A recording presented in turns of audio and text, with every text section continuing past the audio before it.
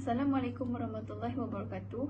Nama saya Adini Safia binti Mahfuz, nombor matriks F1043. Saya dan rakan-rakan akan membentangkan tentang nikah misyar dalam konteks Undang-Undang Malaysia.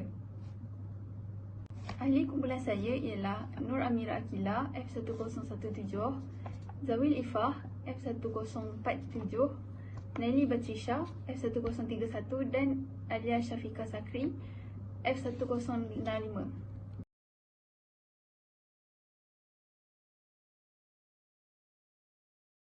Assalamualaikum, saya Zawi Ifa F1047 akan berkongsikan pengertian misyar dari aspek bahasa dan istilah.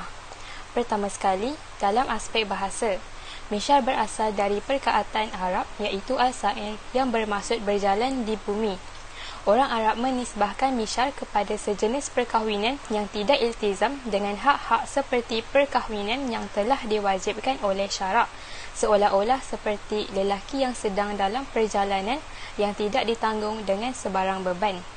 Syekh Yusuf Al-Qaradawi berkata, perkahwinan ini dipanggil misyar kerana lelaki perlu berjalan pergi kepada isteri, manakala isteri pula hanya tetap di rumah.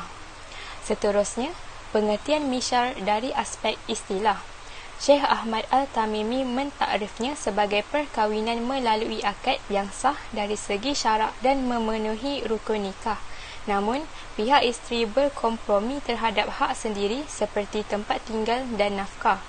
Syekh Yusuf Al-Qaradawi pula mentakrifkan sebagai perkahwinan menurut syarak, tetapi berbeza dengan perkahwinan biasa kerana isteri berkompromi terhadap haknya yang wajib ditunaikan suami seperti nafkah. Biasanya adalah perkahwinan poligami. Sekian dari saya, seterusnya saya berikan kepada Alia Syafiqah. Assalamualaikum warahmatullahi wabarakatuh. Nama saya Nur Alia Syafiqah Sakri, nombor matriks saya 17TSK 21F1065. Pada hari ini saya akan menceritakan tentang sejarah perkahwinan misyar. Syekh Yusuf Qaradawi menyatakan bahawa perkahwinan misyar merupakan satu fenomena baru yang muncul di dalam kalangan masyarakat Islam. Kemunculannya bermula pada beberapa tahun lalu di negara-negara Teluk, khususnya di Arab Saudi. Syekh Ahmad Al-Tamimi menyatakan bahawa perkahwinan misyar ini buat pertama kalinya muncul di daerah Al-Wasim di Arab Saudi.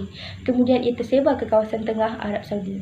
Apa yang jelas, orang yang mempelopori idea perkahwinan ini ialah Fad Al-Ghunaim.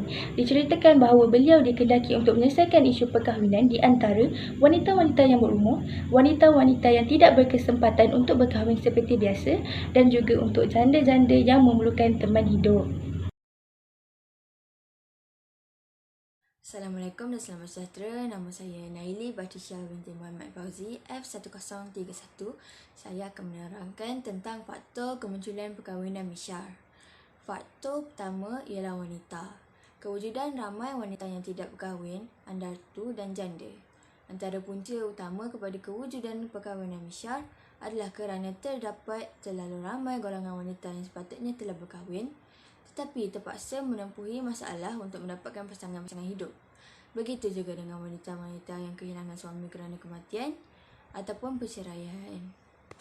Yang kedua, penolakan ramai wanita terhadap poligami. Ramai di kalangan golongan wanita tidak boleh menerima untuk bermadu. Walaupun pada dasarnya mereka menerima bahawa poligami merupakan sesuatu yang disyariatkan oleh Allah Subhanahu Wa Taala. Namun sifat cemburu yang merupakan sifat semula jadi mereka menjadikan senario ini sebagai satu realiti yang tidak boleh ditolak. Penolakan ini seterusnya menyebabkan lebih ramai wanita terpaksa menjadi andatu. Akhirnya perkahwinan misyar menjadi penyelesaian kepada masalah mereka. Penolakan ini juga membawa kepada tindakan sesetengah golongan lelaki melakukan poligami melalui perkahwinan misyar dengan alasan supaya isteri pertama tidak mengetahui perkahwinan tersebut. Assalamualaikum warahmatullahi taala wabarakatuh. Nama saya Nur Amira Akila binti Azmi, nombor pendaftaran F1017 dan saya akan membentangkan tentang faktor kedua kemunculan perkahwinan misyar. Faktor kedua, lelaki. Pertama, keinginan berpoligami. Ada lelaki yang ingin berpoligami untuk memenuhi hasrat kelakiannya yang tidak boleh diperolehi daripada isteri pertama. Mungkin kerana usia isteri, sibuk dengan anak-anak, sakit dan sebagainya. Walaupun hak ini dibenarkan dalam Islam, namun dia masih takut jika tindakannya itu sampai ke pengetahuan isteri pertama demi untuk menjaga kebahagiaan keluarga. Akhirnya, perkahwinan Misha akan menjadi penyelesaian kepada fenomena seperti itu, di mana lelaki tersebut akan mendapatkan apa yang dihasratkannya tanpa perlu tinggal bersama isteri baru untuk tempoh yang lama. Tidak mahu memikul bebanan berumah tangga.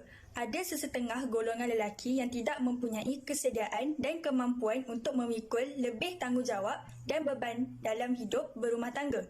Terutamanya dalam kehidupan hari ini, keperluan hidup semakin meningkat, begitu juga dengan perbelanjaan. Dalam masa yang sama, mereka mahu memenuhi keinginan batin tetapi dengan menjaga kehormatan seorang Muslim. Seiring dengan keinginan ini, terdapat keinginan yang sama dari golongan wanita yang terdiri daripada andatu, janda dan sebagainya yang memerlukan belayan suami. Hadis ini diriwayatkan oleh Al-Bukhari yang bermaksud daripada Aisyah radhiyallahu anha bahawa Saudah binti Zam'ah memberikan harinya kepada Aisyah. Dan Rasulullah SAW membahagikan kepada Aisyah dengan harinya, yakni bahagiannya dan hari yang diberikan oleh Saudah. Di dalam hadis ini, Saudah isteri kepada Rasulullah SAW memberikan harinya untuk bersama Rasulullah SAW kepada Aisyah, iaitu madunya. Dan Nabi menerima pemberian tersebut. Ini menunjukkan bahawa isteri mempunyai hak untuk menggugurkan haknya seperti hak tidur bersama suami dan juga nafkah. Kesimpulan yang boleh dibuat berdasarkan tajuk ini ialah tidak boleh dinafikan perkahwinan misyar terdapat banyak kelebihan dan kekurangannya. Namun begitu, ia juga adalah cara penyelesaian kepada masalah yang sering berlaku pada akhir ini.